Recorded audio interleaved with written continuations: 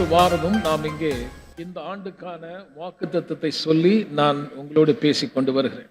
நாம் நல்ல மிகுந்த பலன் உள்ளவர்களாக மாறணும். கிறிஸ்தவர்கள் சொன்னால் நல்ல ஒரு ஃப்ரூட்ஃபுல் லிவிங், கனி தரக்கூடிய ஒரு வாழ், பலனுள்ள ஒரு வாழ். ஒரு மரம் இருக்குதுன்னா அந்த மரத்தில் பழம், அந்த பழம் இருந்தால் அது பலன் கொடுக்குதுன்னு அர்த்தம். அதே போல தேவ ராஜ்யத்தில் நாட்டப்பட்ட ஜீவ விருட்சத்தை போல கர்த்தர் உங்களை வச்சிருக்காரு. மிகுந்த கனி கொடுக்கணும்னு சொல்றாரு. அப்படி மிகுந்த கனி கொடுக்கணும்னா அதில் ரெண்டு காரியம் செய்கிறாரு. அந்த செடியை அவர் சில கனி கொடுக்காத கொடியை அகற்றி கனி கொடுக்கிற கொடி எதுவோ அதை சுத்தம் பண்ணுறார்.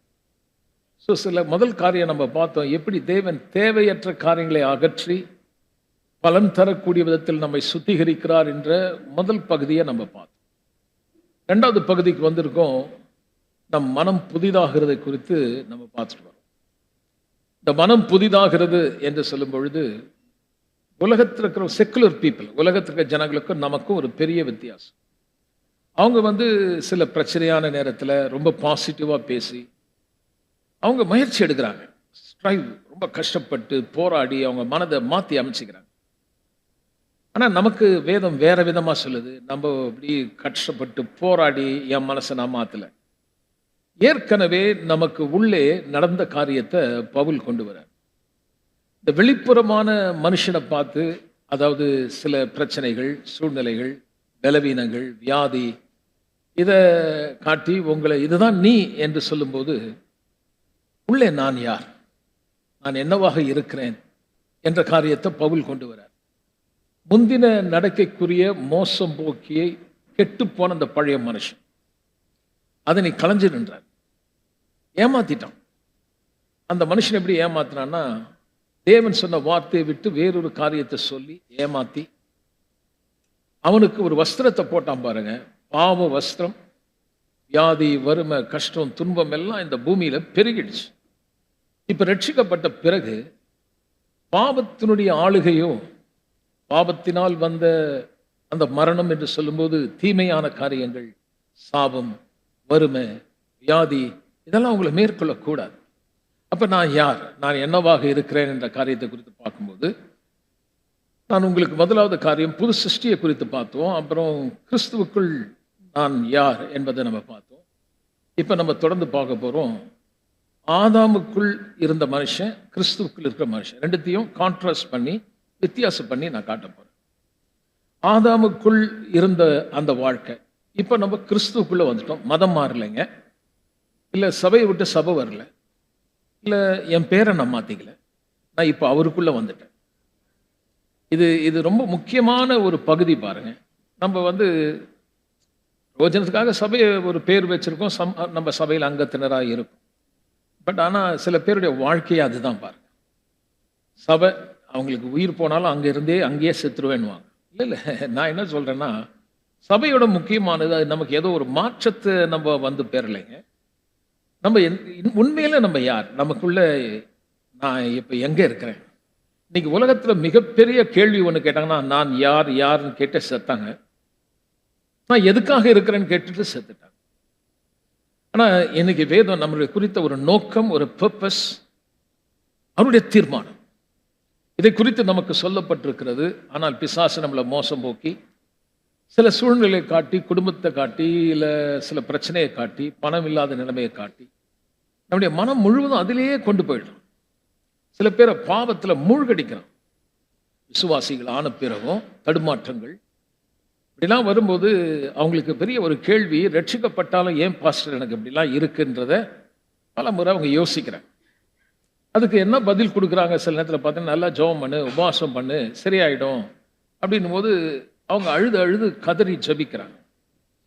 பாருங்க, ஜபிக்கிறதுக்கு முன்னாடி, உபவாசிக்கிறதுக்கு முன்னாடி வேதத்தில் என்ன சொல்லியிருக்கு, எனக்கு என்ன கொடுக்கப்பட்டு, அது தெரியாமலே நான் ஜெபம் பண்ணேன்னா கண்டிப்பா அந்த ஜெபம் அருவருப்பானதுன்னு சொல்லு. ஏன்னா என்னுடைய எஃபர்ட், நான் ஏதோ பண்றேன், ஏதோ அவரை மாற்றி அமைக்க பார்க்குறேன். நான் இல்லை, அவர் ஏற்கனவே முடிச்சிருக்கார். நமக்கு அது சரியா கேள்விப்படலை. அதை குறித்து சரியா நம்ம கேள்விப்படாதனால அவர் செய்து முடித்ததை விட பிசாசின் காரியத்தை நிறைய சபை மக்களுக்கு சொல்லிட்டாங்க. அந்த கட்டுகள், மந்திரம், அமாவாசை, என்னென்னமோ சொல்லி தேவனுடைய மகத்துவத்தையும் மகிமையை விட பிசாசின் காரியத்தை அதிகமாக விசுவாசி தெரிஞ்சதுனால நிறைய பேருக்கு இன்னும் பயம். அவங்க வாழ்க்கையில் ஏதாவது கஷ்டம் வந்ததுன்னா முதல் காரியம் பேயின்னு தான் சொல்றாங்க. இந்த பிசாசு போராட்டம், யாரோ மந்திரம் பண்ணிட்டாங்க, இப்படிலாம் பேசுறதை நம்ம கேட்குறோம். நீங்கன்னா கவனிச்சுப்பாரு. காரணம் என்னன்னா, அவங்களுக்கு போக வேண்டிய செய்தி சரியா போகலை. கோயிலுக்கு போறோம், சபைக்கு போறோம், ஆனா நம்ம நல்ல செய்தியை கேட்குறோமா? அது ரொம்ப முக்கியமானது. இல்லை இன்னைக்கு ஞாயிற்றுக்கிழமை கோயிலுக்கு போயிடணும், அப்படி போயிட்டு வர கூட்டங்கள் நிறைய பேர் இருக்காங்க. நான் பொதுவாக சபையில் யாராவது வரலன்னா அவங்க வீட்டை தேடி நான் போறதில்லை.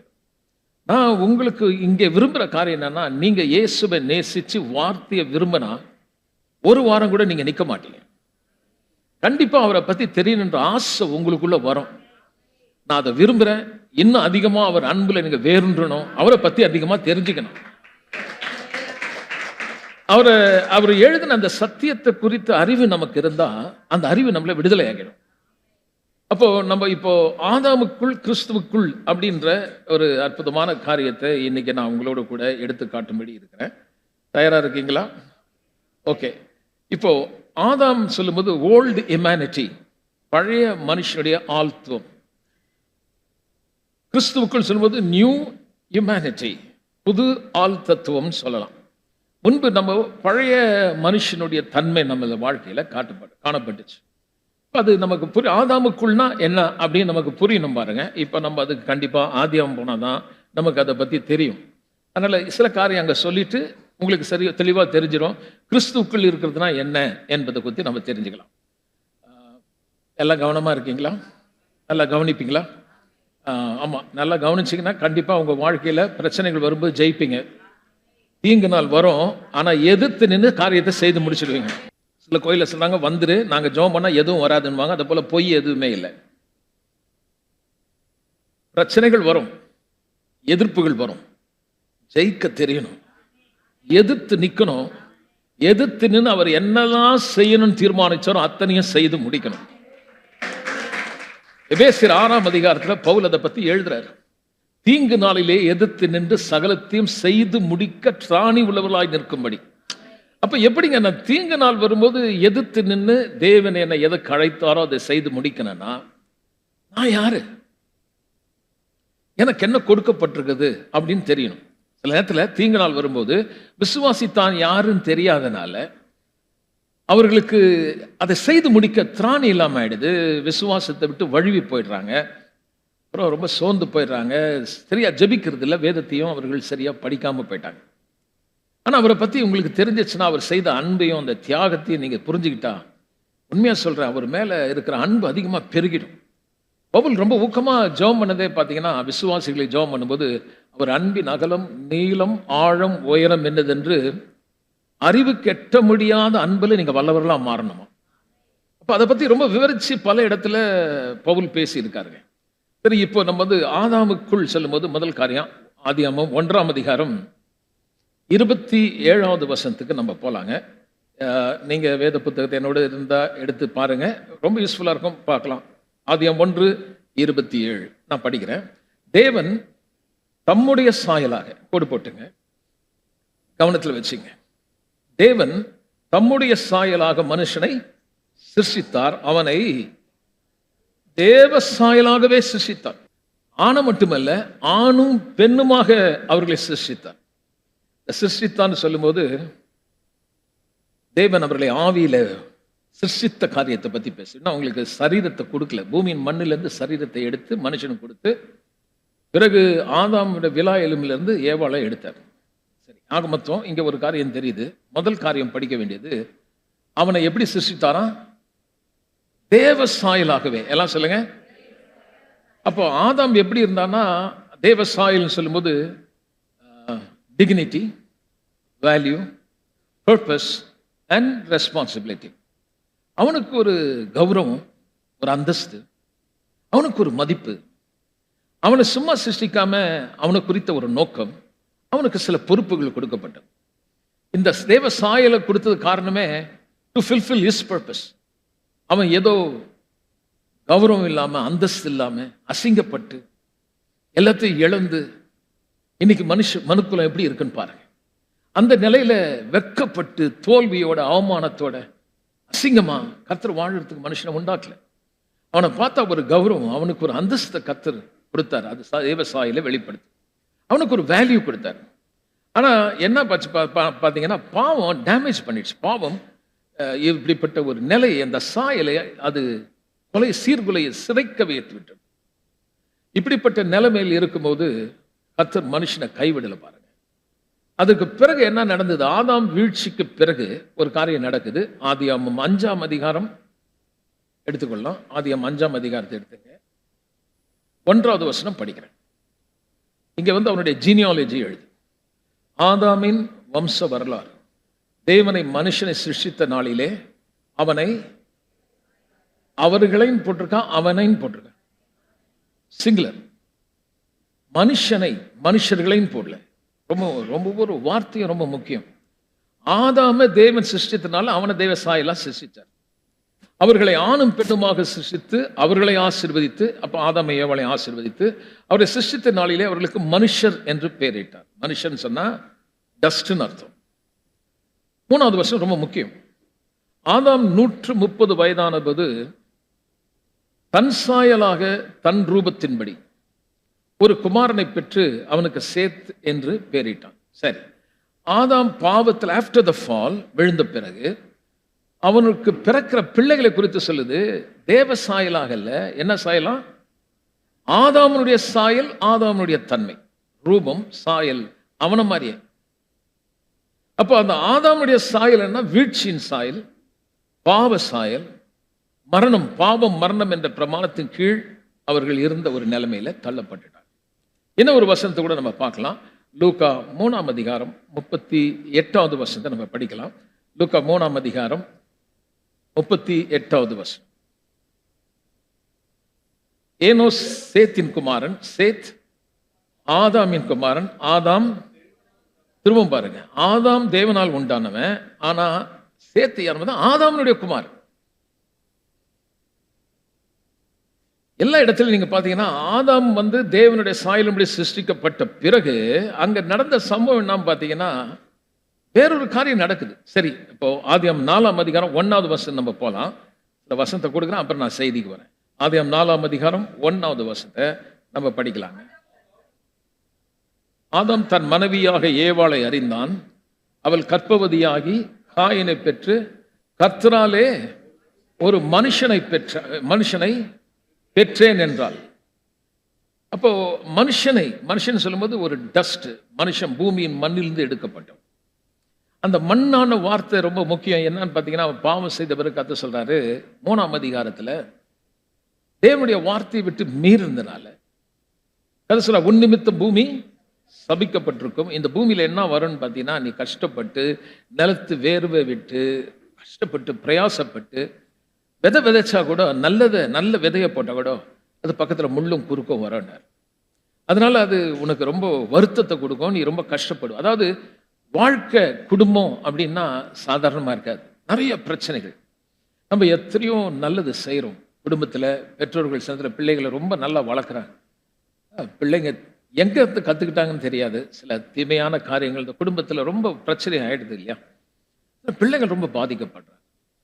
மனைவி ரொம்ப அதிகமா பாதிக்கப்படும். புருஷன் சில நேரத்தில் இப்படி இந்த உறவுகள்ல நிறைய பிரச்சனையை நம்ம சந்திக்கிறோம். வேலையில போனா அங்கேயும் நமக்கு நிறைய பிரச்சனைகள், மன அழுத்தங்கள். என்னன்னு பார்த்தீங்கன்னா, நான் செய்யறதுக்கு வேறொரு காரியம் வருது. இன்னைக்கு பெரிய கொஸ்டின் மார்க். ஏங்க என் குடும்பத்துல எனக்கு ஏன் வந்தது? நான் யாருக்கு என்ன தப்பு பண்ணேன்? ஐயா நீங்க கேட்டு பாருங்க, விதைய தானே விதைச்சான், ஏன் இந்த முள்ளு வந்தது? அது ஆதாம் கேட்டா கரெக்டா சொல்லுவான். நான் போட்டது ஒண்ணு, ஆனா பக்கத்துல வந்தது காரணம்னா பாவம். இன்னைக்கு நம்முடைய வாழ்க்கையில பாவத்தினால நம்ம நிறைய கஷ்டத்தை அனுபவிக்கிறோம். சரி, பாவம்னா என்ன அப்படின்னு பார்க்கும்போது நம்ம நிறைய நேரம் இந்த செயல்களை தான் கொண்டு முன்ன நிறுத்துறோம். ஒருத்தர் தப்பு பண்ணிட்டாருன்னா அவர் பாவம் பண்ணிட்டாரு அப்படின்னு சொல்றோம். நீங்க செய்த செயல்கள் அல்ல பாவம். பாவம் என்பது ஒருவன் மீறுதல் நிமித்தம் இந்த உலகத்துல இல்லாதது பாவம். பாவம் என்பது கொடூரமானது. பாவம் மனுஷனை பிரித்தது. பாவம் மரணத்தை கொடுத்தது. அது மிக கொடூரமானது. அந்த பாவத்தின் நிமித்தம் இந்த பூமி சபிக்கப்பட்டது. பாவத்தின் நிமித்தம் சரீரத்திலே வியாதிகள் வந்தது. இந்த சரீரம் பாவ சரீரம், இது இன்னும் மீட்பை பெறல. அதனால இந்த சரீரம் சாகுது. ஒரு சரீரம் சாவுதுன்னா அதுக்கு காரணம் என்னன்னா வியாதி கிடையாது. வேதத்தின்படி பார்த்தீங்கன்னா சொல்லுது, பாவத்தினால இந்த சரீரம் சாகிறது. இந்த மண்ணிலிருந்து எடுக்கப்பட்டு திரும்ப எங்க போதான்? That's a curse. மனுஷன் சாகிறதுக்காக உண்டாக்கல. அப்ப மீட்பு எங்க உங்களுக்கு கிடைச்சதுன்னா, உங்க சரீரத்துக்கு மீட்பு கிடைக்கல, உங்கள் ஆவிக்கு. உள்ளே இருக்கிற மனுஷன் செத்து போன அந்த தேவனோட தொடர்பில்லாத மனுஷன்.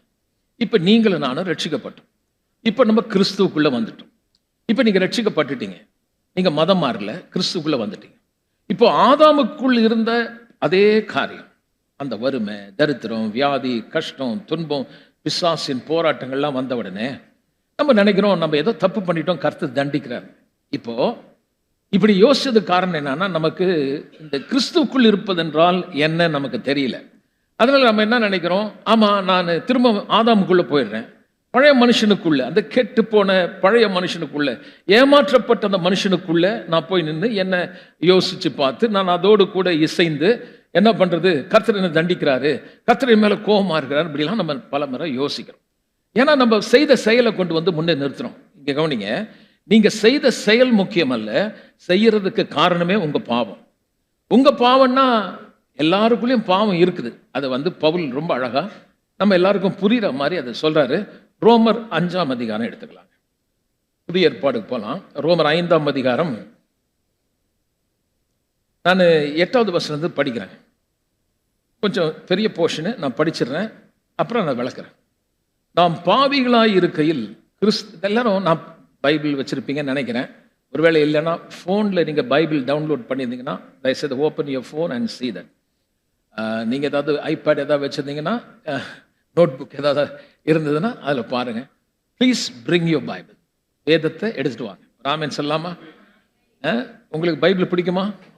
ஐயா, இந்த வசனத்தை நீங்கள் படிக்கணும், புரியணும், அப்போ தாங்க வாழ்க்கை நல்லா இருக்கும். ஒருவேளை நம்ம அழுது கதறி கெஞ்சி கூப்பாடு போட்டு கடவுள் நம்மளை ஆசீர்வதிச்சிருந்தா, நான் ஒன்று சொல்லட்டுமா, எல்லா ஆவிக்குரிய சபையில் நல்லா இருந்திருப்போம். நீங்கள் பாருங்கள் எவ்வளோ கஷ்டத்தையும் துன்பத்தையும் அனுபவிக்கிறாங்க. அவங்க வாழ்க்கையில் இன்னும் அவங்களுடைய வாழ்க்கையில் ஸ்ட்ரகிள். அவங்க என்ன சொல்கிறாங்க தெரியுமா? இந்த பூமியில் இருக்கிற வரைக்கும் அப்படிதாங்க, செத்துட்டா பரலோகம் போயிடுவேன், அங்கே நம்ம நிம்மதியாக இருப்பேன். ஐயா, இந்த பூமியில் நீங்கள் வாழணுங்க. இங்கே இந்த உலகத்தில் நீங்கள் வாழுற வாழ்க்கை இன்னொருத்தன் பார்த்து சொல்லணும், உன் தெய்வத்தை போல ஒரு தெய்வம் இல்லைன்னு. நம்மளும் அவங்கள மாதிரியே ஸ்ட்ரகிள் பண்ணின்னு கஷ்டப்பட்டுட்டு வேதனைப்பட்டுட்டு என்ன பண்றது? கடவுள் அவங்கள மாதிரி இல்லை, அவங்களோட மிக ஒஸ்டா வாழ்றாங்க சில விசுவாசி. காது உள்ளவன் கேட்க கடவுள். இந்த சத்தியத்தை புரிஞ்சுங்க. ஆதாமுக்குள்ள இருந்ததுனால என்ன வந்தது அப்படின்னு பார்த்தா, பூமி சபிக்கப்பட்டது. பூமியிலிருந்து விதைச்சாலும் விதைக்காத காரியம் வந்தது. அப்போ நம்முடைய வாழ்க்கையில நம்ம ஆதாமுக்குள்ள இருந்த பொழுது, ரட்சிக்கப்படாத பொழுது எப்படி இருந்தோம்னா, நம்ம நன்மை செய்தா கூட நம்மளுக்கு தீமை வந்துச்சு, வியாதி வந்தது, கஷ்டம் வந்தது, துன்பம் வந்தது. இப்ப நான் ரட்சிக்கப்பட்ட பிறகு இந்த தீங்கு நாள் வந்தா நான் எப்படி எதிர்த்து நிற்கிறது?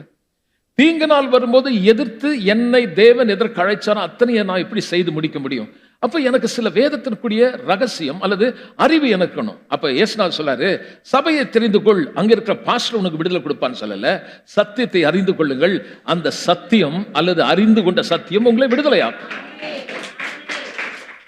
ரொம்ப தாழ்மையா சொல்றேன், லவ் திஸ் புக்.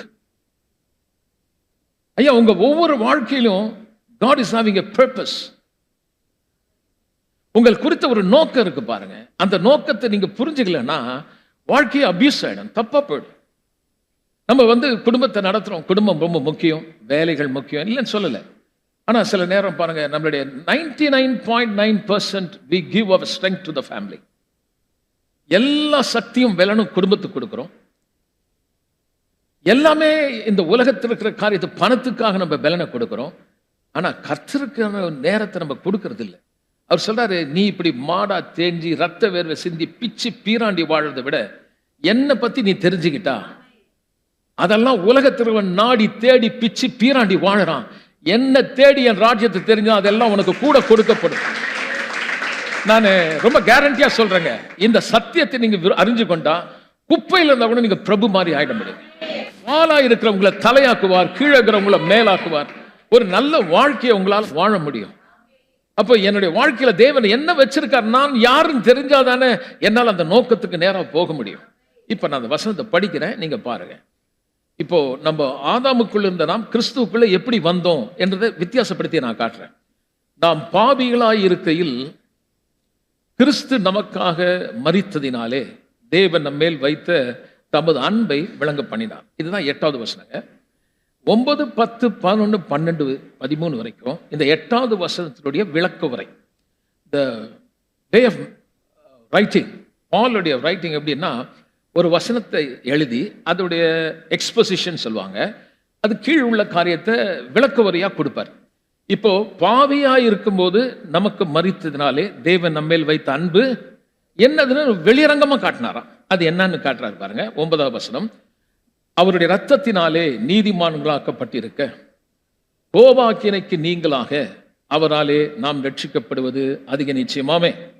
நாம் தேவனுக்கு சத்துருக்களாய் இருக்கையில் அவருடைய குமாரனுடைய மரணத்தினாலே அவருடைய ஒப்புரவாக்கப்பட்டோமானால், ஒப்புரவாக்கப்பட்ட பின் நாம் அவருடைய ஜீவனாலே ரட்சிக்கப்படுவது அதிக நிச்சயமாமே.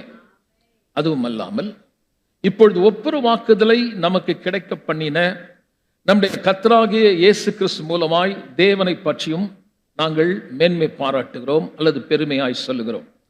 இப்படியாக ஒரு மனுஷனாலே பாவமும் பாவத்தினாலே மரணமும் இந்த உலகத்தில் பிரவேசித்தது போலவும் எல்லா மனுஷரும் பாவம் செய்தபடினால் மரணம் எல்லாருக்கும் வந்தது போலவும் ஆயிற்று. நியாயப்பிரமாணம் கொடுக்கப்படுவதற்கு முன்னும் பாவம் உலகத்தில் இருந்தது. நியாயப்பிரமாணம் இல்லாதிருந்தால் பாவம் எண்ணப்படாது. அப்படி இருந்தும் மரணமானது ஆதாம் முதல் மோசே வரைக்கும் ஆதாமின் மீறுதலுக்கு ஒப்பாய் பாவம் செய்யாதவர்களையும் ஆண்டு கொண்டது. இப்போ ரொம்ப முக்கியமானது நம்ம பார்க்கலாம். ஒரு பெரிய போர்ஷன் படித்தோம். அதனால தான் பாருங்க சபைக்கு வரணும்னு சொல்றது. இது வரைக்கும் படித்தேன், நமக்கு என்னவோ படிச்சுட்டே புரியாத மாதிரி இருக்கு. இங்க பார்த்தீங்கன்னா கர்த்தர் சொல்றாரு, பாவம்னா என்னன்னு முதல்ல உங்களுக்கு விளங்க வைக்கிறேன். பல தடவை நம்ம என்ன செய்யறோமோ அதை வச்சு நம்ம டிரைவ் பண்றோம். இந்த செயல் பாவம், இந்த செயல்னா பாவம் இல்லை அப்படின்ற மாதிரி நம்ம சொல்லிடுறோம். ஆனா பாவம் என்பது என்னன்னு விளங்குறதுக்கு கர்த்தர் நியாயப்பிரமாணத்தை கொடுத்தார். உனக்குள்ள பாவம் இருக்கு அப்படின்னு எப்படி தெரியும்? ஒருத்தருக்குள்ள பாவம் இருக்கு. ஏன்னா அவர் எந்த தப்பும் பண்ணல, செய்யல. அவர் என்ன நினைச்சுக்கிறாரு, நான் பாவி இல்லை, நான் பாவமே செய்யலையே, நான் பாவி இல்லைன்னு அவர் நினைக்கிறார். அப்போ கர்த்தர் என்ன பண்ணார், நியாயப்பிரமாணத்தை 613 கட்டளை கொடுத்தார். இந்த 613 கட்டளையில அதை சப்டிவிஷனாக பிரிச்சிங்கன்னா ஆயிரக்கணக்கான காரியங்கள், எதை செய்யணும் எதை செய்யக்கூடாது, டூஸ் அண்ட் டோன்ட்ஸ் நிறைய கொடுத்துட்டார். அதில் 3 பிரிக்கிறாங்க. 613 கட்டளையை 3 பிரிக்கிறாங்க. ட்ரெஸ் கோட், என்ன மாதிரி உடை உடுத்தணும், அதுக்கப்புறம் மாரல் லா, ஒழுக்கமாக எப்படி வாழணும், டயட்ரி லா, என்ன சாப்பிடணும் சாப்பிடக்கூடாது. இந்த 3 பகுதியும் பல பகுதியாக பிரித்து நிறைய கட்டளைகள் கொடுக்கப்படுது. இந்த கட்டளைகள் கொடுக்கப்பட்ட போது தான் அவங்களுக்கு தெரிஞ்சது பாவம் உள்ள இருக்குதுன்னு கண்டுபிடிச்சாங்க. உதாரணத்துக்கு பார்த்தீங்கன்னா பவுல் சொல்றாரு, நான் பரிசேயனுக்கு பரிசேயன், நியாயப்பிரமாணத்தின்படி குற்றம் சாட்டப்படாதவன். ஆனால் எனக்கு ஒரு எக்ஸ்பீரியன்ஸ் இருக்குது, எனக்கு தெரியும் நான் எதை விரும்புகிறனோ அதை செய்ய மாட்டேன், எதை செய்யக்கூடாத நான் திரும்ப செய்கிறேன். நான் அல்ல, நான் செய்யல, எனக்குள் இருக்கும். அதாவது இந்த கட்டளை என்ன பண்ணுச்சுன்னா, இச்சையாது இருப்பாயாக என்ற ஒரு வார்த்தையை அவர் கேள்விப்படுறார். அப்போ அந்த கட்டளையில் இச்சையாது இருப்பாயாகன்னு சொல்லும்போது it's not about what you do, என்ன சரின்றதில்லை, அபவுட் யுவர் தாட்ஸ், எண்ணங்கள். நம்ம விரும்புகிற பிரகாரம் நம்மளுடைய எண்ணங்கள் ரொம்ப மோசமாக இருக்கிறத இயேசுநாதர் இந்த கட்டளை கொஞ்சம் ஷார்பன் பண்ணி அவர் சொல்றாரு, ஒரு விபச்சாரம் செய்யாதீங்கன்னு சொல்லியிருக்கு. ஆனால் ஒருவன் ஒரு பெண்ணை இச்சையோடு பார்த்தால் அவளோட என்ன பண்ணிட்டான், செய்துட்டான்றார். ஒரு சகோதரனை வீணனே அப்படின்னு சொன்னா நீ நரகத்துக்கு போயிடுவேன்றார். ஒரு வீணா ஒரு பழி சுமத்தி ஒருத்தன் கிட்ட அவனை நீ கொலையை பண்ணிட்டேன்றார். யோசிச்சு பாருங்க. அப்போ இந்த இந்த நம்ம செய்யறத பத்தி இல்லை, இந்த உள்ள இருக்கு. இப்போ உள்ள இருக்கக்கூடிய பாவம் அது நம்மளை நம்ம விரும்பாதது, அப்படிப்பட்ட எண்ணங்கள் வர்றதை நம்ம பார்க்கணும். பவுல் சொல்ல, எனக்கு சம்மதியே இல்லை, எனக்கு பிடிக்கவே இல்லை, நான் விரும்பவே இல்லை. உங்களுக்கே தெரியும், நான் அதை பற்றி ரொம்ப விவரமாக சொல்ல வேண்டாம், உங்களுக்கு தெரியும். உங்களுக்கு பிடிக்காதது கண்டிப்பாக உங்களுக்கு ட்ரபிள் பண்ணியிருக்கும். அது உள்ள இருக்கக்கூடிய சின் நேச்சர், பாவ சுபாவம். என் கூட சேர்த்து சொல்லுங்க, தட்ஸ் அடாமிக் நேச்சர், ஆதாமனுடைய சுபாவம் அது உள்ள இருக்கு. இப்போ நம்ம ரட்சிக்கப்பட்டுடும். ரட்சிக்கப்பட்ட பிறகு இப்போ உங்களுக்கு battle it is not inside of you, உள்ள கிடையாது. Battle in your mind and in your body. உங்க சரீரம் மீட்கப்படலை, உங்க மனம் புதுப்பிக்கப்படலை, பழைய மனசு தான். ஆனா இப்ப நீங்க ரட்சிக்கப்பட்டீங்க. உலகத்திற்கு நமக்கு வித்தியாசம் என்னவென்றால், பாவம் என்பது இப்ப பாருங்க, அவர் சொல்றாரு, இது நியாயப்பிரமாணம் 13 படிக்கிற பாருங்க. நியாயப்பிரமாணம் கொடுக்கப்படுவதற்கு முன்னும் பாவம் உலகத்தில் இருந்தது. என்ன கொஞ்சம் நல்லா கவனிக்கணும். நியாயப்பிரமாணம் சொன்னா ஒழுக்கமா வாழும்படி கொடுக்கப்பட்ட கட்டளை. கொடுக்கறதுக்கு முன்னாடி என்ன இருந்துதான்? பாவம் இருந்தது. நீங்க நினைக்கிறீங்க இந்த கட்டளையை நான் இந்த கட்டளையை நான் மீறினேன், நான் செய்யல, அதுதான் பாவம் நினைக்கிறீங்க. இல்ல இல்ல இல்ல, நான் கட்டளை கொடுக்கறதுக்கு முன்னாடியே இருந்துச்சு. நியாயப்பிரமாணம் இல்லாதிருந்தால் பாவம் என பண்ண மாட்டாது இல்லையா? அப்போ நியாயப்பிரமாணம் கட்டளையின்படி இதை செய்யாத, அதை செய்யி அப்படின்ற கட்டளையே இல்லைன்னா பாவம் இல்லையே. ஆனா கட்டளையால பாவம் வரல, பாவம் ஏற்கனவே இருந்துச்சு. அப்போ அந்த பாவம் எப்படி இருந்ததுன்னு சொல்லும்போது சொல்றாரு, மரணமானது பாவத்தை பிறப்பிச்சது இல்லையா? அந்த மரணம் ஆதாம் முதல் மோசே வரைக்கும். அப்ப ஆதாம் செய்த அந்த மீறல் நிமித்தம் எல்லாருமே செத்தாங்க. காரணம் என்னன்னா பாவத்தினால. ஆதாம் முதல் மோசே வரைக்கும் ஆதாமின் மீறல் கொப்பாய் பாவம் செய்யாதவர்களையும் இப்ப கவனிங்க, குழந்தை என்ன பாவம் பண்ணுச்சு? ஒரு பிறந்த குழந்தை ஏதாவது பாவம் பண்ணுச்சா? ஏன் சாகுது? அந்த குழந்தை பாவம் செய்யல, ஆனா பாவத்தினுடைய சுபாவம், பாவம் உள்ள இருக்கு. அந்த பாவம் இருக்கிறனாலதான் பிள்ளை சாகுது. இந்த சரீரம் சாகிறதுக்கு காரணம் என்னன்னா, நான் ஏன் சாகுறேன்னா இந்த பாவம் இருக்கிறனால. வியாதி கிடையாது பாருங்க, வியாதி இந்த பாவத்தினால வர்றதுதான் வியாதி. அப்ப இந்த வியாதியை குறித்து வேதம் சொல்லாம பாவத்தின் சம்பளம். அப்ப இந்த மீட்பை பெறாதனால இந்த சரீரம் ஒவ்வொரு நாளும் செத்துக்கிட்டே வருது. we are dying every day because this body is not been redeemed. இந்த சரீரம் இன்னும் மீட்கப்படல. மீட்கப்படாத இந்த சரீரத்துக்குள்ள மீட்கப்பட்ட மனுஷன் வாழ்ந்துட்டு இருக்கிறான், உள்ள இருக்கிற மனுஷன். அப்ப அந்த மனுஷனுக்கும் இந்த சரீரத்துக்கும் ஒரு போராட்டம் இருந்துகிட்டே இருக்குது. You have always continuously you have a battle. தொடர்ந்து உங்களுக்கு ஒரு யுத்தம் இருக்கு. இப்ப பிசாசு எப்படி நம்மள மோசம் போக்குறான்னா, உங்க சரீரத்தில் செய்த செய்கையும் நீங்க எண்ணுகிற எண்ணங்களை வச்சு நீ பாவி, நீ பாவின்னு காட்டுறான். ஆனா நீங்கள் பாவி அல்ல. உங்க பாவத்தை என்ன பண்ணாருன்றதை தான் நம்ம 9வது வசனத்துல நம்ம பார்த்தோம். அது என்னன்னு பாத்தீங்கன்னா, 9வது வசனம் பாருங்க. ரத்தத்தினாலே நீதிமான்களாக்கப்பட்டிருக்க ஒரு பாவியை என்ன பண்ணார்னா, அந்த தேவன், இப்ப கவனிங்க, இந்த தேவன் யாருன்னா பரிசுத்தர். எத்தனை பேர் விசுவாசிக்கிறேன்? மகா பரிசுத்தர்.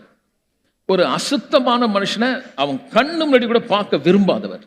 அப்படிப்பட்ட பெரிய ஒரு பரிசுத்தமான ஒரு தேவன். வேதம் சொல்லுது, அவருக்கு முன்னாடி ரைட் ஸ்டாண்டிங், எந்தவித குற்ற மனசாட்சி இல்லாம ஒரு பாவியான மனுஷனை கொண்டு போய் நிறுத்துறதுக்கு ஒரு காரியம் நடந்தது பாருங்க. ரத்தத்தினாலே நீதிமான்களாக்கப்பட்டிருக்க.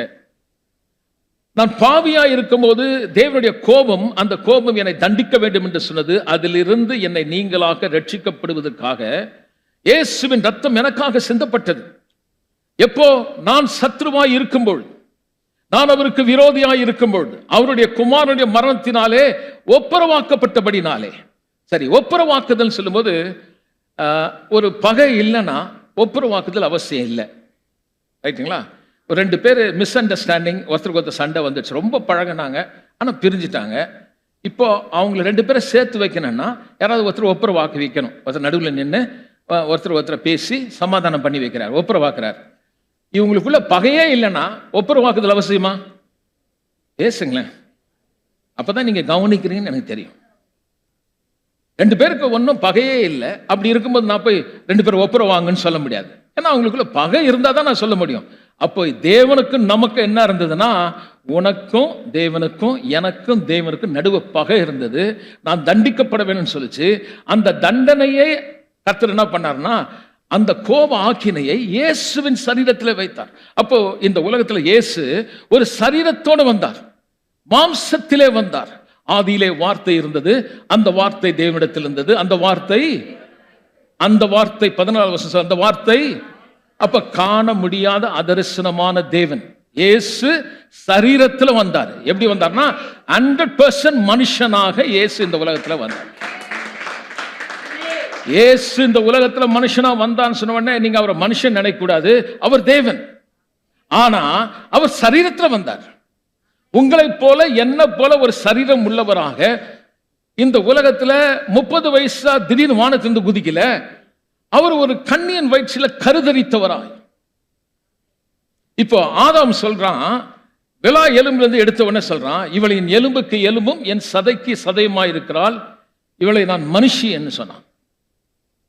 அதுக்கப்புறம் ஆஃப்டர் த ஃபால் அவன் சொல்றான், இவள் ஏவாள் என்று அறியப்படுவாள், ஏன்னா ஜீவனல்லோருக்கு எல்லாருக்கும் தாயானவள் சொல்றான். நல்லா கவனிங்க, அவன் ஒரு காரியத்தை விசுவாசித்தான், கேள்விப்பட்டான். ஒரு ஸ்திரீயின் வித்து இந்த பூமியிலே மாம்சத்தோடு வரும், கண்டிப்பாய் அவர் இந்த சாத்தான் தலையை நசுக்குவார், மரணத்திற்கு எல்லாருக்கும் ஜீவன் உண்டாகும்படி ஒரு ஸ்திரீயினிடத்திலே ஒரு வித்து ஒன்று பிறக்கும். அப்ப வேதம் சொல்லுகிறது, இந்த வார்த்தையை ஒரு ஸ்திரீ, திருமணமாகாத ஒரு கன்னி பெண், தேவ தூதன் போய் சொல்கிறான், இதோ கற்பவதியாகி நீ குமாரனை பெறுவாய் சொன்னவனே, அந்த அம்மா கேட்குது, எனக்கு திருமணமே ஆகலையே, எனக்கு எப்படி குழந்தை பிறக்குன்னு சொல்லும்போது அந்த தூதன் சொல்லுகிறான், உன்னிடத்தில் பரிசுத்தாவியான் நிழலிடுவார், உன்னிடத்தில் பிறப்பது. அப்ப அந்த அம்மா சொன்னாங்க, உன்னுடைய வார்த்தையின்படியே எனக்காக கடவுள். அப்ப அவன் சொல்றான், விசுவாசித்தவளே நீ பாக்கியவதி. அப்போ யோவான் எழுதுறாரு, அந்த வார்த்தை அவள் விசுவாசித்தாலே அந்த வார்த்தை மாம்சமாகி உங்களைப் போல என்னை போல மனுஷனாய் மாம்சத்தையும் ரத்தத்தையும் உடையவராக வந்தது. எதுக்குன்னா அந்த சரீரத்திலே இந்த பாவத்தை தீர்க்கும்படி. அதாவது இரண்டாவது ஆதாமாக. முதல் ஆதாம் தேவனால் உண்டானவன், பாவம் இல்லாதவன், அவன் தேவனிடத்தில் வந்தவன். ஆனால் அவன் வீழ்ந்தபடினாலே மனுக்குலம் முழுவதும் அவனுக்குள் பாவத்தின் கீழ் அல்லது மரணத்தின் கீழ், சாபத்தின் கீழ் போனோம். ஆனால் இப்பொழுது நம்மை மீட்டெடுக்கும்படி, உங்களையும் என்னையும் ரட்சிக்கும்படி, எந்த பிரிவினை இருந்தோ அந்த பிரிவினை அகற்றி போடும்படி, எந்த மரணத்தின் கீழ் இருந்தோமோ அந்த மரணத்தை அழிக்கும்படி ஒரு காரியம் நடந்தது பாருங்க. தேவன் இந்த உலகத்தில் குமாரன் அனுப்புறாரு. ரோமர் 8ஆம் அதிகாரம் 3வது வசனத்தை படிக்கலாம். அது எப்படி எனில், மாம்சத்தினாலே பலவீனமாயிருந்த, அதாவது சட்ட திட்டங்கள் செய்ய முடியாததை தேவனே செய்ய முடியும். அதாவது கர்த்தர் நியாயப்பிரமாணத்தை கொடுத்தா, ஒழுக்கமா வாழறது கட்டளை கொடுத்தாரு. நம்ம செல்ஃப் எஃபர்ட்ல நம்மளால செய்ய முடியல. உண்மைதானே? இங்க யாராவது பெர்ஃபெக்டான ஆள் இருக்கீங்களா? ஒரு தடவை கூட எனக்கு கெட்ட எண்ணம் வந்தது இல்லைன்னு சொன்னா நீங்க எழுந்து நில்லுங்க பார்க்கலாம், நான் உங்களை கொஞ்சம் பார்க்கட்டும். நம்ம எல்லாம் பாவிங்க, ஒருத்தனும் உருப்படி கிடையாது. அதனால குழந்தைக்கு பாருங்க, நம்ம கெட்டது கற்றுக் கொடுத்துருக்கோமா? பொய் பேச கற்றுக் கொடுத்துருக்கோமா? திருடுறதுக்கு ஏதாவது ஸ்கூல் ஏதாவது இருக்குதா? கொலை பண்றதுக்கு பத்தி கற்றுக் கொடுக்கறதுக்கு ஏதாவது ட்ரைனிங் சென்டர் இருக்குதா? ஒன்றும் இல்லாமலே கத்துக்கிறான். வியாதி தானா வரும், சுகம் தன்னா வராது. பாவம் தானா வந்துச்சு இந்த உலகத்துல, ஆனா நீதி தானா வராது. நீதி வரணும்னா இந்த சொல்ற வார்த்தையை விசுவாசிச்சா வரும். கடவுள் இருந்தா தானா செய்யட்டுமே, தானா வராது. இப்ப ஒரு காரியத்தை நான் சொல்றேன், அதை விசுவாசம் உனக்கு வரும்.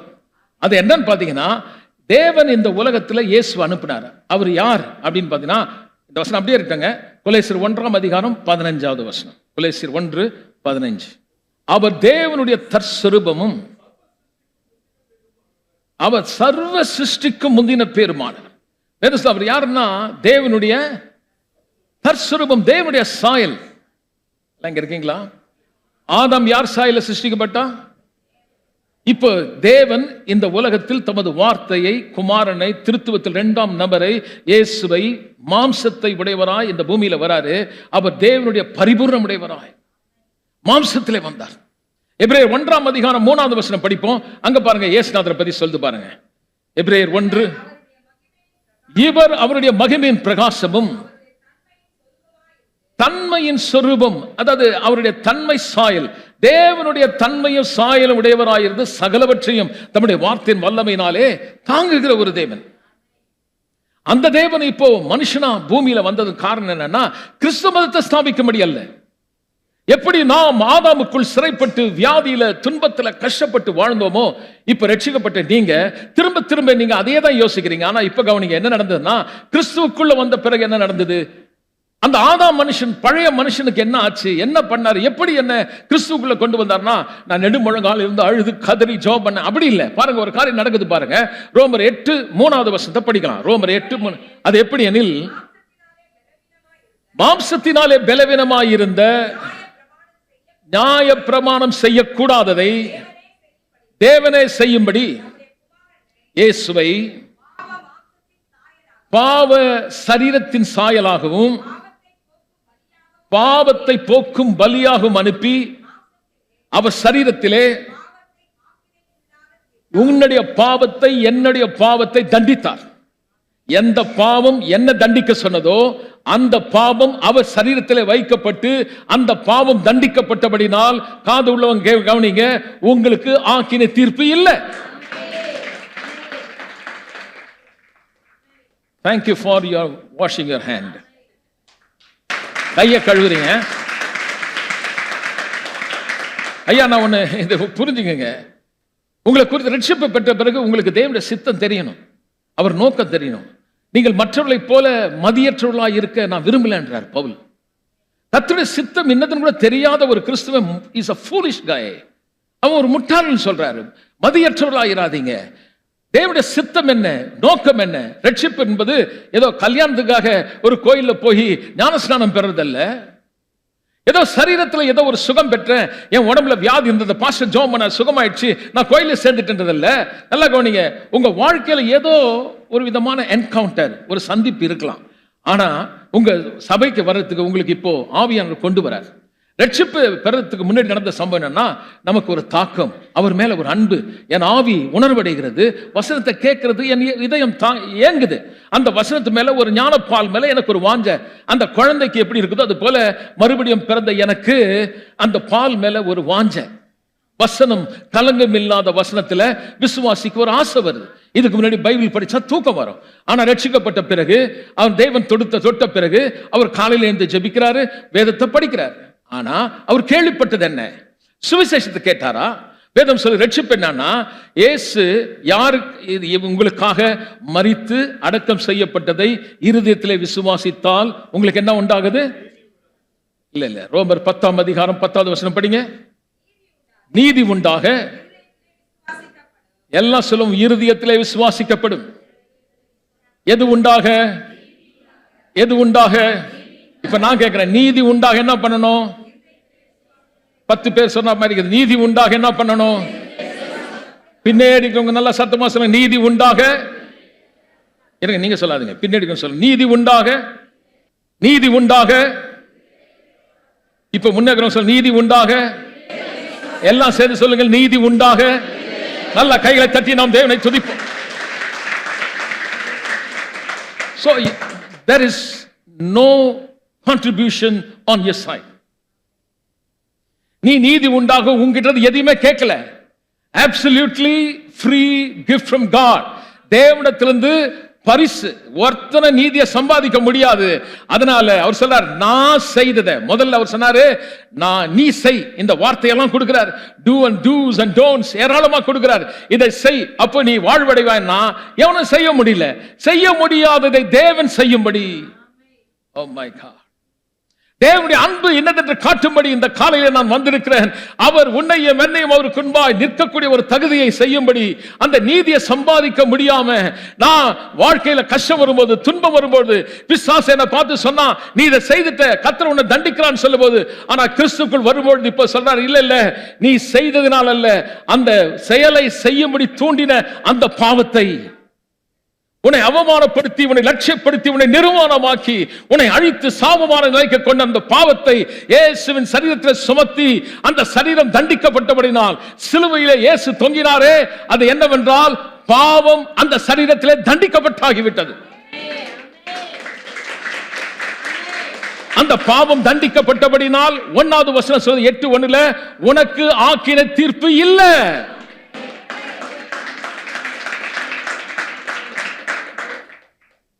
உலகம் என்ன பண்ணுதுன்னா, மதம் என்ன சொல்லுதுன்னா, நல்லதை செய்து கடவுள்கிட்ட நீ போய் அவரை திருப்தி பண்ணுன்னு சொல்லுது.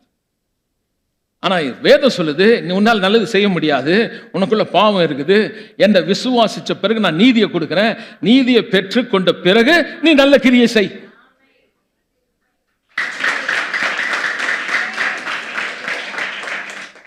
I am not trying to get the righteousness of God by my action. I know I am a total failure. So God gave me His righteousness as a gift from Him. After I receive His righteousness, God is demanding me, He is insisting us to live rightful living. பரிசுத்தமான வாழ்க்கையை வாழ சொல்றதுக்கு. ஏன்னா இப்ப நீங்கள் பரிசுத்தமாக்கப்பட்டுட்டீங்க, நீதிமான்களாக்கப்பட்டுட்டீங்க. அப்போ வேதம் சொல்லுகிறது, ரோமர் 5ஆம் அதிகாரத்தில் 10வது வசனம், சத்துருக்களாய் இருக்கிற அவருடைய குமாரனுடைய மரணத்தினாலே அவர் ஒப்புரவாக்கப்பட்டதானால், ஒப்புரவாக்கப்பட்ட பின் அவருடைய ஜீவனாலே ரட்சிக்கப்படுவது அதிக நிச்சயம். 12 இப்படியாக ஒரு மனுஷனாலே பாவமும் பாவத்தினாலே மரணமும் உலகத்தில் பிரவேசித்து போல எல்லா மனுஷனும் பாவம் செய்தபடினால் எல்லாருக்குள்ளும் மரணம் எல்லாருக்கும் வந்தது போலும் இது ஆயிற்று. அப்ப பாவத்தினால மரணம் வந்துச்சு, பிரிவு வந்தது, சாபம் வந்தது. இப்போ மீறுதலின் பலன் ஒரு பக்கம் இருந்தாலும், மீறுதலின் பலன் என்ன? பாவம், மரணம். மரணம்னா தீமை, சாபம். இதுதான் மீறுதலின் பலன், ஆதாமு வழியா வந்த பலன். நம்ம great great great grandfather கொடுத்த சொத்து. ஆதாம் நமக்கு கொடுத்த சொத்துன்னா சொத்த பல்லு, வழுக்கத்தலை, நொண்டிக்காலு, திருட்டு புத்தி, கொலை, விபச்சாரம், அசுத்தம், காம விகாரம், பொருளாசை, விக்கிரக ஆராதனை, ஜீவன் உள்ள தேவனை விட்டு வேறொரு காரியத்தை செய்ய வச்சான். ஆனா இந்த மீறுதலின் பலன் ஒரு பக்கம் இருந்தாலும், இயேசு கிறிஸ்துவை அனுப்பி கிருபையின் வரம் முந்தின வந்த பலனை ஒப்பிட முடியாத அளவுக்கு கிறிஸ்துவானவர் உங்களுக்கு எனக்கு செய்து முடிச்சிருக்கிறார்.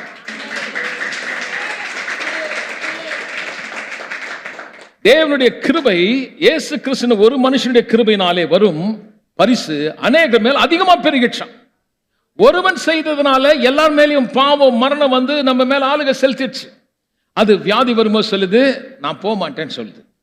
தரித்திரம் வரும்போது சொல்லுது நீ வெளியிலே வர முடியாது, தற்கொலை பண்ணிக்கோன்னு சொல்லுது. குடும்பத்தில் பிரச்சனை இருக்கும்போது, சண்டையும் குழப்பமும் மிகுந்த போராட்டம் வரும்போது எங்கேயாவது ஓடுன்னு சொல்லுது ஒழிய, இல்லை இது மாறும், இது சரியாயிடும் என்ற ஒரு கான்ஃபிடன்ஸ் இல்லாமல் போகுது. ஒவ்வொரு முறையும் நம்மளை குற்றப்படுத்துறான், நீ சரியா இல்லை, நீ தப்பு பண்ணிட்ட, கர்த்தர் உன்னை தண்டிக்கிறார். ஆனா இப்ப கவனிங்க, நான் நீதியை சம்பாதிச்சனால என்ன ஆசீர்வதிக்கல, அவர் நல்லவர், நீதியை கொடுத்து என்ன ஆசீர்வதிச்சிருக்கிறார். ஆதாம் செய்த மீதம் போல எல்லார் மேலே வந்துடுச்சு. ஆனா இதே மாதிரி உனக்கு கிருபையின் வரம் வரணும்னா விசுவாசனா உங்க மேல வரும்ன்றாரு. ஆனா நம்ம என்ன பண்றோம்? சொல்றாரு பார்க்கலாம், அதெல்லாம் வருமா, நடக்குமா? மன்னிக்கணுங்க, சத்தியமா வரவே வராது. விசுவாசம் கண்டிப்பா வருங்க. இல்ல நான் ட்ரை பண்ணி பார்க்கிறேன், நான் கொஞ்சம் ட்ரை பண்ணி பாறேன், நீ இன்னைக்கெல்லாம் ட்ரை பண்ண கூட வராது. ஆனா உண்மையாய் தாழ்த்தி தேவனுக்கு நீங்கள் கீழ்ப்படிந்தால், நான் சொல்கிறேன், இந்த அற்புதமான காரியத்தை நீங்கள் காண முடியுங்க. சரி, 16வது வசனம் படிக்கிறேன்.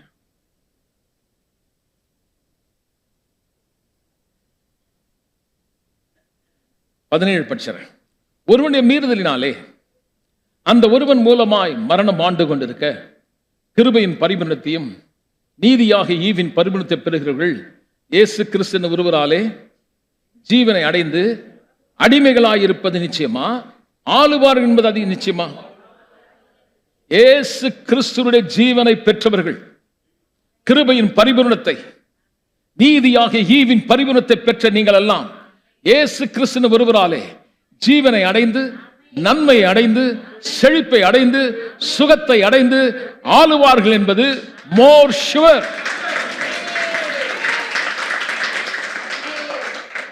அப்ப என் வாழ்க்கையில பிரச்சனை வரும்போது நான் எப்படி பார்க்கிறேன்னா, சாத்தானே, முதல் மனுஷன் நீ மோசம் போகிட்ட, ஆனா நீ என்னை ஏமாற்ற முடியாது. நான் கிறிஸ்துக்குள்ள இருக்கிறேன், அவர் கிருபையின் பரிபூரணத்தை நான் பெற்றேன். நான் ஏதோ செய்யல, அவர் கிருபையா இந்த பூரணமான வாழ்வை கல்வாரி சிலுவையில சம்பாரிச்சு எனக்கு கொடுத்துட்டாரு. அந்த நீதியை பரிசா எனக்கு கொடுத்திருக்கிறாரு. அதனால வியாதியே உன்னை பார்த்து சொல்றேன், என் சரீரத்தை நீ ஆள முடியாது. இந்த சரீரத்தில் நான் நிறைய வேலை செய்யணும், கர்த்தர் சித்தத்தை நான் செய்யணும். அந்த சித்தத்தை செய்து முடிக்கிற வரைக்கும் இந்த சரீரத்தை முடமா வைக்க உன்னால முடியாது. கர்த்தருடைய சித்தத்தை செய்யற வரைக்கும் என்ன தரித்திரமானா வைக்க முடியாது. கடன் வாங்கி வாழ்றதுக்கும் கர்த்தர் வேலையை செய்ய முடியாம முடங்கி வைக்க உன்னால முடியாது. நான் தேவ சாயலாக இருக்கிறேன். இப்ப நீங்க இயேசுவை போல இருக்கீங்க. முன்பு ஆதாமின் சாயல், இப்ப என்ன சாயல் வந்துச்சு? அப்ப இயேசுவின் சாயல்னா என்ன? உடனே நீங்க போய் எங்கேயாவது ஒரு படம் வாங்கி அதை உத்து பார்த்து அந்த மாதிரியே இருக்கணும், நம்மள தாடி வச்சுக்கணும் போல இருக்குது. அது யாரோ ஒரு நடிகர், அவர் இயேசுவாவும் நடிச்சிருக்காரு, லவ் படத்திலும் நடிச்சிருக்காரு, ஹாலிவுட் ஆக்டர். அதே ஆளு இன்னொரு படம் நடிச்சு பார்த்தீங்கன்னா நீங்க பயந்துருவீங்க. நீங்க அந்த படத்தை வெட்டி வீட்டில் ஒட்டி வச்சிருக்க. அதல்ல இயேசு எப்படிப்பட்டவர் என்பது தெரியணும்னா கவனிங்க, படம் அல்ல. அது சொல்ல அவர் எப்படி இருக்காருங்க, அவருக்கு நீக்ரோ மாதிரியா, அவர் யூதன மாதிரி இல்ல, உன்ன மாதிரி. பகல சொல்ல உன்ன மாதிரியே இருக்கிறாரு. நல்லா சொல்லல, நீயும் இயேசு ஒரே மாதிரி இருக்கீங்க. நாங்க அப்படி சொல்லிட்டீங்க. பார்க்கலாம் 2 கொரிந்தியர் 4ஆம் அதிகாரம் 4வது வசனம். 2 கொரிந்தியர் தேவனுடைய சாயலாய் இருக்கிற. அப்ப தேவனுடைய சாயல் என்னன்னா கிறிஸ்துவின் மகிமையான சுவிசேஷத்தின் ஒளி. கிறிஸ்துவின் மகிமையின் சுவிசேஷத்தின் ஒளி. எல்லாம் சொல்லுங்க, கிறிஸ்துவின் மகிமையான சுவிசேஷத்தின் ஒளி. யாருக்கெல்லாம் இந்த கிறிஸ்துனுடைய மகிமையின் சுவிசேஷத்துக்குரிய அறிவு இருக்குதோ அவங்க தேவ சாயலை பெற்றவங்க. அதாவது இந்த சுவிசேஷம் என்றால் கல்வாரி சிலுவிலே இயேசு எனக்காக செய்து முடித்த நல்ல செய்தி. அந்த நல்ல செய்தி என்ன சொல்றதுன்னா, பாவமே அறியாதவர் எனக்காக பாவமாகி என் பாவத்தை தன்மேல் ஏற்றுக்கொண்டு அந்த பாவத்தை இந்த சரீரத்தில் தண்டிக்கப்பட்டபடினால் என் தண்டனையிலிருந்து நான் நீங்களாகிவிட்டேன். எனக்காக மரித்தார், நானும் மரித்தேன். அவர் அடக்கம் செய்யப்பட்டார், நானும் அடக்கம் செய்யப்பட்டேன். அவர் உயிரோடு எழுப்பப்பட்டார், நானும் உயிரோடு எழுப்பப்பட்டு உன்னதங்களே அவரோடு கூட உட்கார பண்ணப்பட்டேன். இப்ப நானும் அவரும் ஒன்னாயிட்டோம். கிறிஸ்து என்னிலும் நான் அவரிலும். நல்லா கவனிக்கணும், அவர் தலை, நான் அவருடைய சரீரம். அவர் திராட்சை செடி, நான் அவருடைய கொடி. சபையை கவனிங்க, நீங்க மணவாட்டி, நீ மணவாளன். கணவன் மனைவி 2 பேரும் ஒன்னாகிறது போல நீயும் கிறிஸ்துவும் ஒன்னாயிட்டீங்க. அப்படின்னா உங்களுக்கு ஒண்ணு தெரியணும், இயேசு எங்கே இருந்தாரோ அந்த சேலஞ்ச் அவருக்கு சேலஞ்சா இல்ல. ஒரு கல்யாண வீட்டுக்கு போகிறார், அங்கே திராட்சை ரசம் இல்லைன்னு சொல்றாங்க. ஆனா இவர் எங்க இருந்தாரோ இல்லை என்ற வார்த்தைக்கு இடம் இல்லாமல் போனது. அந்த தண்ணீரையே திராட்சை ரசமாக்கினார். 38 வருஷமா ஒருத்தன் படுத்த படுக்கையா இருக்கிறான். ஆனா அவர் அங்கே போய் நின்று அவனை எழுப்புகிறார். அந்த மனுஷன் எழுந்து குதித்து நடக்கிறான். காரணம் என்னவென்றால் அவரால் செய்ய முடியாத ஒரு காரியம் ஒன்றுமில்லை. குஷ்டரோகியை சுகமாக்கினார், குருடருடைய கண்களை திறந்தார், சப்பானிகளை நடக்கும்படி செய்தார். 2 அப்பத்தையும் 5 மீன் 5 அப்பத்தையும் 2 மீனையும் 5000 பேருக்கு கொடுத்து அவர் சொன்னாரு, குறைவே இல்லை என்பதை நிரூபித்து காட்டினார். அந்த தேவன் தான் உங்க கூட இருக்கிறார். அந்த கர்த்தர் உன்னோடு இருக்கிறார். அதே இயேசு உன்னோடு கூட இருக்கிறபடினால் உன் குறைவுகள் நிறைவாகும். இன்றைக்கு ஒருவேளை இப்ப கண்ணில் பார்த்தா ஒண்ணு இல்லாம இருக்கலாம், ஆனால் அவரை விசுவாசிக்கிற உனக்கு சொல்லுகிறேன், அவரால் எல்லாம் கூடும். விசுவாசித்தால் உனக்கு எல்லாம் கூடும். அப்போ accept the challenge. சவாலை ஏற்றுக்குங்க. எப்பெல்லாம் நெருக்கம் வருதோ, எப்பெல்லாம் துன்பம் வருதோ உடனே நீங்க ஒரு கவலைப்படக்கூடாது. கவலைன்னு சொன்னா ஸ்ட்ராங்கிள், நெருக்கப்படுறது, கழுத்தை போட்டு நெருக்கிற மாதிரி. கடன் ஒரு மனுஷன் நெருக்குதா இல்லையா? நெருக்குதா? வியாதி வந்தா நெருக்கும், அப்படியே செத்துருணும் போல இருக்கும். ஆனா இப்ப என்ன தெரியுமா சொல்லுது, இந்த சுவிசேஷத்தின் அறிவாகிய ஒளிய ஒரு மனுஷன் பெற்றுக்கிட்டான்னு வைங்க, அந்த இருதயத்துக்குள்ள அந்த மண்பாண்டத்துக்குள்ள வந்துடுச்சுன்னா அவன் எப்படி ஆயிரான் தெரியுமா? எந்த பக்கம் நெருக்கம் வந்தாலும் ஒடுங்கியே போக மாட்டானோ, கலக்கம் வந்தாலும் மனம் உடையவே மாட்டான், கீழே தள்ளினாலும் மடிந்து போக மாட்டான். கர்த்தருடைய வல்லமை எனக்கு அருமையான கவனிங்க. இப்போ அந்த சுவிசேஷம் என்ன? இயேசு என் பாவத்தை மன்னித்து விட்டார், இயேசு என்னை ஒப்புரவாக்கி இருக்கிறார், இயேசு என்னை நீதிமானாக்கி இருக்கிறார், அந்த பரிசுத்த ரத்தம் எனக்காக சிந்தப்பட்டிருக்கிறது. அப்ப தைரியமா சொல்லணும், பிசாசே என் குடும்பத்தை தொட முடியாது, என் சரீரத்தை தொட முடியாது. அந்த ரத்தத்தாலே நான் விலை கொடுத்து வாங்கப்பட்டவன். ஆவியானவர் என்னை ரத்தத்தினாலே கழுவி என்னை சுத்திகரித்திருக்கிறார். இயேசுவின் ரத்தத்தாலே நான் மீட்கப்பட்டேன். இது ஒரு மீட்கப்பட்ட சரீரம். இந்த சரீரத்தில் வியாதியை கொடுத்து கர்த்தர் வேலையை செய்யாம என்னை முடங்கி வைக்க உன்னால முடியாது. நீங்க சொல்லணும், வியாதி வரும்போது அப்படியே பெட்ஷீட்டை போத்திட்டு என்னால முடியலம்மா அப்படின்னு சொல்லக்கூடாது. அதுக்கு தான் முதல்ல ஊழியத்தை பண்ணுங்கன்றது. 4 வீடை சந்திக்கணும். ஒரு மாதிரி இருக்கும், உனக்குள்ள ஒளி வந்திருக்குதா, நீ தெய்வ சாயல்.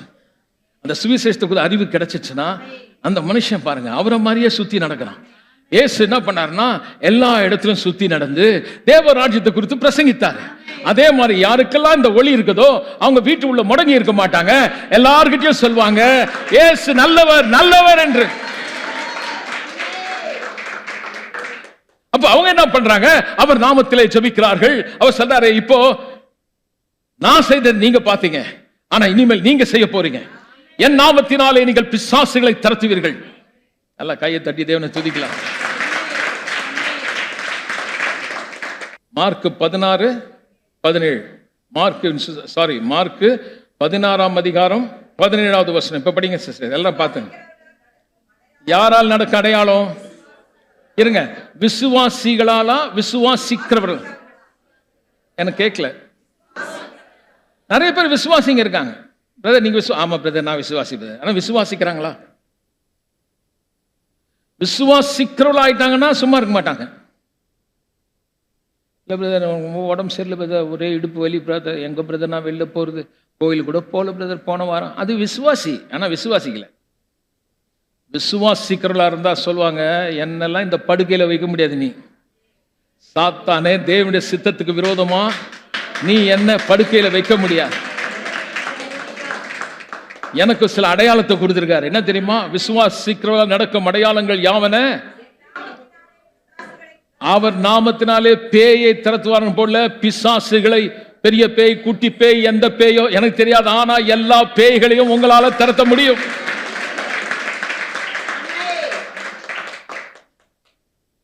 விசுவாசிக்கும் இயேசுக்கும் ஒரு அறிவு இருக்கணும். போன வாரம் எடுத்து காட்டினேன்.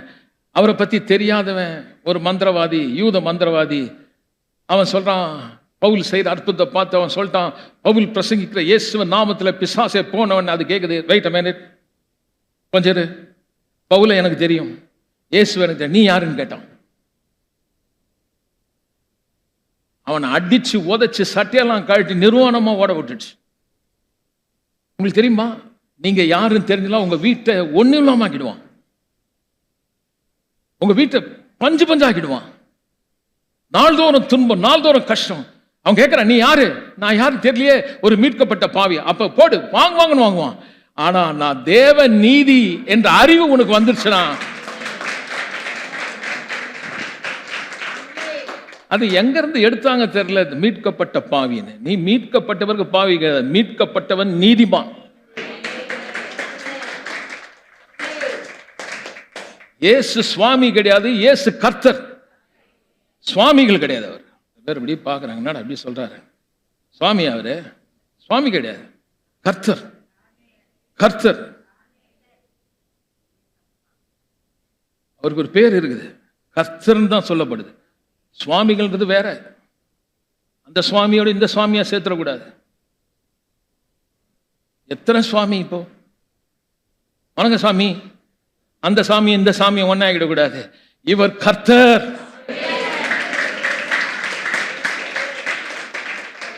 பிசாசுகளை துரத்துவார்கள், அவமான பாஷைகளை பேசுவார்கள், சர்ப்பங்களை எடுப்பார்கள், சாவுக்கு ஏதுவான யாதொன்றை குடித்தாலும் சேதப்படுத்தாது, யாதிஸ் மேல் கையில வைப்பார்கள். யாரால இதெல்லாம் நடக்கும்? பாஸ்டர்களால் நடக்கும் அடையாளமா, தலைமை போதர்களால் நடக்கும் அடையாளமா, விசுவாசிக்கிறவர்களால் நடக்கும் அடையாளமா? அப்ப நீங்க சாதாரண ஆள் கிடையாது.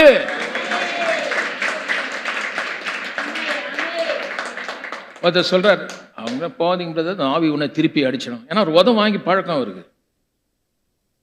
அவர் வாங்கியிருப்பார், அவருடைய அனுபவத்தை சொல்றார். ஆனா என் தேவன் அவன் அதிகாரத்தை பறிச்சிட்டார். சாத்தான் அதிகாரத்தெல்லாம் பறிச்சிட்டார். இப்ப வேதம் சொல்லுகிறது, நீங்கள் அவர் சாயல்னா யார் அவர் சாயலை வெளிப்படுத்துறான்னா, அவர் வார்த்தையை குறித்த அறிவாகிய ஒளியை பெற்ற அத்தனை பேரும் தேவ சாயலை வெளிப்படுத்துகிறார். மற்றவர்கள் ஆதாமின் சாயலை வெளிப்படுத்துகிறார்கள். தோல்வியை, பயத்தை, கவலையை, அவர்கள் அறியாமையை வெளிப்படுத்துகிறார்கள். ஆனால் சுவிசேஷத்தின் அறிவாகிய ஒளி பெற்றவர்கள் தேவ சாயலை வெளிப்படுத்துகிறார்கள்.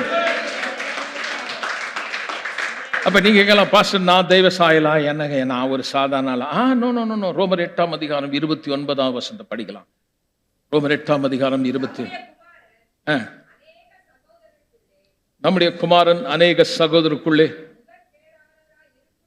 முதற் பேரானவராய் இருக்கும் பொருட்டு தேவன் எவர்களை முன்னறிந்தாரோ தம்முடைய குமாரனுடைய சாயலுக்கு, நல்லா கரங்களை தட்டி நாம் தேடி துதிப்போமே. அநேக சகோதரர்களுக்கு முதற் பேரானவராய் இருக்கும் பொருட்டு. சில இடத்துல பைபிள்ல இயேசுவின் பிள்ளைகள், குமாரர்கள், குமாரத்திகள் வருது.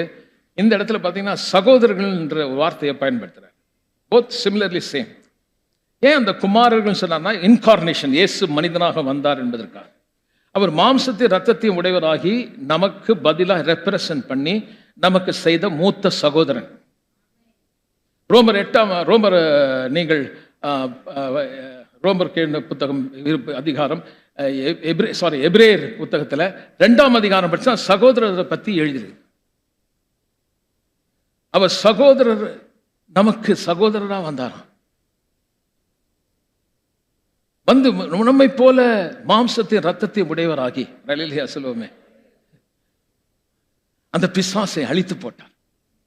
இப்ப வேதம் சொல்லுகிறது, இப்பொழுது சகோதரர்களாகிய நமக்கு கிறிஸ்துவான், அதனால தான் நம்ம இப்படிப்பட்ட ஒரு அருமையான காரியத்தை நம்ம சொல்றோம். அந்த 28ஆம் வசனம் சொல்லுகிறது, தீர்மானம், அவர் தீர்மானம் பண்ணிட்டார். அழைப்பை கொடுத்துட்டு தேவனத்தில் அன்பு கூறுகளுக்கு என்ன ஆயிடுதான், சகலமோ. இப்ப பிரச்சனை இருக்கலாம், ஆனா அவர் தீர்மானத்தின் அழைப்பை பெற்றுட்டீங்க. உங்களுக்கு என்னவா நடக்கும்? அப்போ உங்களுக்கு பிரச்சனை வரலாம், சரீரத்தில் வியாதி வரலாம், நல்லா கவனிங்க, சில கஷ்டங்கள் வரலாம். ஆனா அது என்னை அழிக்காது, அது என்னை நாசப்படுத்த முடியாது. என் ஆண்டுடைய சித்தத்தை செய்து முடிக்கிற வரைக்கும் இந்த சரீரத்தை அவனால தொடவே முடியாது. கர்த்தருடைய சித்தத்தை செய்து முடிக்கிற வரைக்கும் உன் தொழில, உன் வியாபாரத்தை அவனால கெடுக்கவே முடியாது. There's a purpose. உனக்கு ஒரு வேலையை கொடுத்து, உனக்கு வியாபாரம் கொடுத்து, பணத்தை கொடுத்து உன்னை ஆசீர்வதி காரணம் என்னன்னா, வெறும் நீ பாட்டு சாப்பிட்டு உன் பிள்ளைங்களுக்கு மட்டுமல்ல, தேவ ராஜ்யத்துக்காக. அந்த பர்பஸ் தெரியணும். why God gave me, why God blessed me. ஐயோ நான் கொடுத்தா என்னங்க ஆகும்? கொடுத்தா நிறைய தான் வரப்போகுது, உனக்கு ஒன்றும் குறவு வராது. அந்த விசுவாசம் இல்லாமல் நீ கொடுத்து பிரயோஜனம் கிடையாது. கர்த்தர் என்னத்துக்கு கொடுக்க சொல்றார்?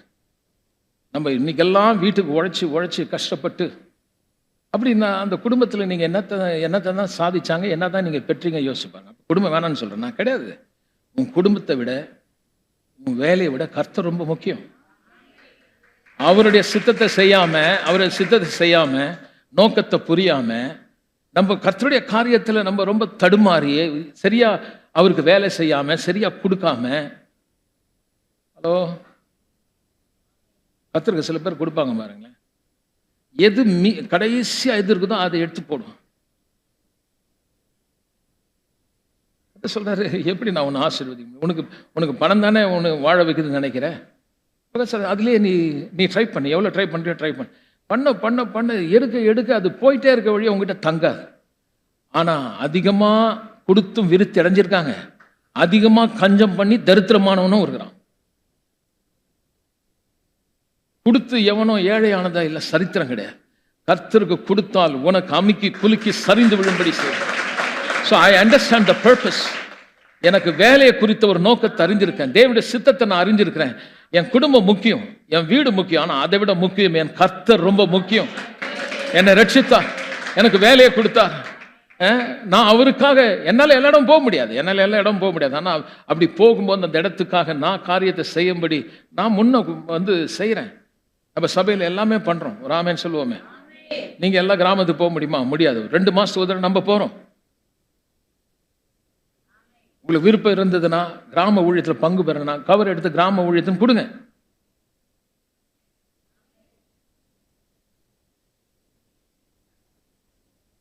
யோசிச்சுதான் பார்க்கணும். நீங்க கொடுக்கலாம் கூட அது நடக்கும். ஆனா கொடுத்தா நீங்க அந்த ஊழியத்தில் உங்களுக்கு ஒரு பங்கு. எவ்வளவு கொடுக்கணும் பாஸ்டர்? எவ்வளவுலாம் நான் சொல்ல போறதில்லை. உன் உள்ளத்துல கத்த சொன்னா அதை செய். 2 ரூபா பட சொன்னா போடு. 2 ரூபா கொடு மகளே, கிராம ஊழியம் கொடு. 20,000 கொடு சொன்னா கொடு. Up to you. But you should have a heart. கொடுக்கிறது ஒரு இருதயம் வேணும். ஒரு ஆள் பாஸ்டர் முகத்தை பார்த்து இல்ல, கொடுக்கறது ஒரு இருதயம் வேணும்னு சொல்லு. என்ன பார்த்து சொல்றீங்க? பக்கத்துல ஆளை பார்த்து சொல்லுங்க. நீங்க பாருங்களேன், கொடுக்கும்போது இந்த கை கொஞ்சம் பிரச்சனை பண்ணும். ஈவன் கவர்ல போட்ட கூட கவர்ல போடுறது முன்னாடி எடுத்து பாருங்க, ஒரு மாதிரி பண்ணும். அது என்ன சொல்ல தெரியுமா? No no no, don't give hard earning money. கஷ்டப்பட்டு சம்பாதிச்சேன். என் கஷ்டப்பட்டு சம்பாதிக்கல, எனக்கு கர்த்தர் கொடுத்த பேலன், அவர் ஆற்றல், அவர் திறமை. So whenever I give, I honoring God. நான் சொன்ன தப்பா எடுத்துக்காதீங்க. எவ்வளவு வேணா செய்து பாருங்க, கர்த்தரை விட்டுட்டு நீங்க செய்து பாருங்க, அது தங்கவே தங்காது. பாருங்க, அது நான் சபிக்கிறேன்னு நினைச்சுக்காதீங்க. அது அப்படிதான், அது தங்காது. ஆனா கர்த்தருக்கு கொடுத்தா புசிச்சு திருப்தியாய் மீதி எடுக்கிற அளவுக்கு ஆசீர்வதிக்கிறது. இல்ல பிரதர், நான் வந்தா கொடுக்கிறேன். கண்டிப்பா வந்து கொடுக்க கூடாது, இல்லாத போது கொடுக்கணும். இல்லாத போது அப்பதான் அங்க அற்புதம் நடக்குது. பாருங்க, வியாதி இருக்கும் போது நான் சுகமானேன் விசுவாசிக்கிறேன். ஏன்னா நான் அந்த சுவிசேஷத்தின் அறிவை நான் பெற்றுக்கிட்டேன். என்னுடைய பலவீனத்தின் நோயை ஒருத்தர் சுமந்தார். நான் தரித்திரமா இருக்கும் போது, பணமே இல்லாத போது கொடுக்கிறேன். ஏனென்றால் நான் அறிந்திருக்கிறேன், நான் ஐஸ்வர்யனாய் மாற்றும்படி ஐஸ்வர்யத்தில் மிகுதியாய் இருக்கிற தேவன் எனக்காக ஏழை ஆனார். நான் ஐஸ்வர்யமாய் மாறி இருக்கிறேன். thereby giving. அதனால் நான் கொடுக்கிறேன். ஆமென். உலகம் தர முடியாத சமாதானத்தை தேவன் எனக்கு கொடுத்திருக்கிறார். என் இருதயம் கலங்காது. நான் பயப்படேன், நான் அஞ்சேன். எழுந்து நின்று நாம் கர்த்தரை துதிப்போம். கர்த்தர் மிகவும் நல்லவர். ஆமென். அல்லேலூயா. தேவ சாயல் சொல்லும்போது சுவிசேஷத்தின் அறிவாகிய ஒளியை பெற்றவர்கள் தேவ சாயலை வெளிப்படுத்துவார்னு நம்ம பார்த்தோம். ஸோ இன்னைக்கு நம்ம கொஞ்சம் இன்ட்ரடக்ஷன் மாதிரி தான் நான் காட்டியிருக்கேன். அடுத்த வாரம் இன்னும் கொஞ்சம் நல்லா தெளிவாக நம்ம பார்க்கலாம். அவரை போலவே கர்த்தர் நம்மளை கொண்டு வந்துட்டார். Before we were in Adam, now we are in Christ. ஆதாமுக்குள் இருக்கும்போது நமக்கு கஷ்டம் இருந்தது, துன்பம் இருந்தது, வியாதி வந்தது. நான் கிறிஸ்துக்குள்ள வந்த பிறகு அதே பிரச்சனை வருது. ஆனா நான் இப்ப அவருக்குள்ள இருக்கிறதுனால நான் அங்க தோத்து போறதில்லை. நான் இப்படிதான் பார்க்கிறேன். ஏசு இருந்தார், அங்க திராட்சை பழ ரசம் காலி ஆயிடுச்சு. ஆனா அவரு அந்த தண்ணீரையே திராட்சசமாக்கிட்டார். குறைவுகள் அங்கே நிறைவானது. 2 மீன் 5 அப்பம், 5000 புருஷர்கள். பெரிய சேலஞ்ச். அவர் இருந்தார். அவர்கள் புசித்து திருப்தியாகி மீதி எடுத்தாங்க. தாயின் வயிற்றிலே வியாதியா ஒருத்தர் தான், அவனை கர்த்தர் சுகமாக்கினார். சொல்லுறேன், அதே சாயல் தான். அந்த அறிவு உனக்கு இருந்ததுன்னா, நீங்க சப்பானி மாதிரி, சாரி அந்த வார்த்தையை நான் பயன்படுத்துறதுக்கு, மாற்றுத்திறனாளி மாதிரி இருந்தீங்கன்னா,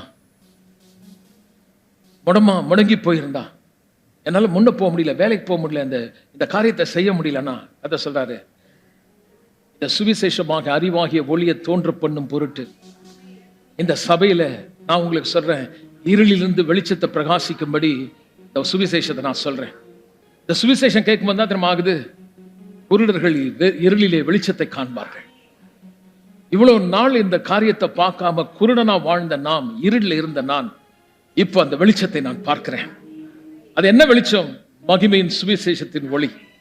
அது என்ன சுவிசேஷத்தின் ஒளி? என் பாவம் நீக்கப்பட்டாகிவிட்டது, என் சாபம் நீக்கப்பட்டு ஆகிவிட்டது, என் வியாதியை கர்த்தர் சுமந்து தீர்த்து விட்டார். நான் பலவீன் அல்ல, நான் பலவான். நான் ஆசீர்வதிக்கப்பட்டிருக்கிறேன். நான் பாவி அல்ல, நான் தேவ நீதி. எதையும் செய்ய எனக்கு திராணி உண்டு. தீங்கு நாள் வந்தாலும் எதிர்த்து நின்று சகலத்தையும் செய்து முடிக்க எனக்கு திராணி உண்டு. என்னை பலப்படுத்துற இயேசுவினாலே எல்லாவற்றையும் செய்ய எனக்கு பலன் உண்டு. எல்லாம் கூட சேர்ந்து சொல்லுங்க, இயேசுவின் நாமத்திலே பிதாவே உம்மை நான் ஆராதிக்கிறேன். ஆதாமுக்குள் இருந்த என்னை கிறிஸ்துவுக்குள் கொண்டு வந்தபடினாலே அந்த சுவிசேஷமாகிய அறிவாகிய ஒளியினாலே தேவ சாயலை என்னால் வெளிப்படுத்த முடியும். வியாதியோ சாபமோ தீமையோ வறுமையோ என்னை மேற்கொள்ள முடியாது. அவர் ஜீவனாலே இயேசு கிறிஸ்து என்று ஒருவராலே ஜீவனை அடைந்து ஆளுவேன் என்பது அதிக நிச்சயம். தோல்வி எனக்கில்லை, கிறிஸ்துவுக்குள் எனக்கு எப்பொழுதும் வெற்றி உண்டு. ஆமென்.